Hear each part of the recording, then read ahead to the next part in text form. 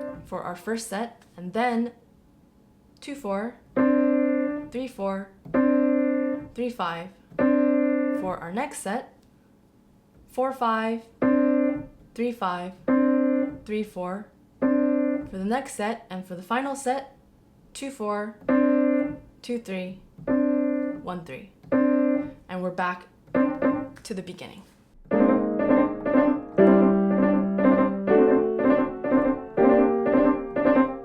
So hopefully you can take this and modify it to your liking depending on the type of trill that you'd like to work on. Anyway, I hope you found that helpful. Thanks again for joining me in this video, and I'll see you in the next one. Thanks.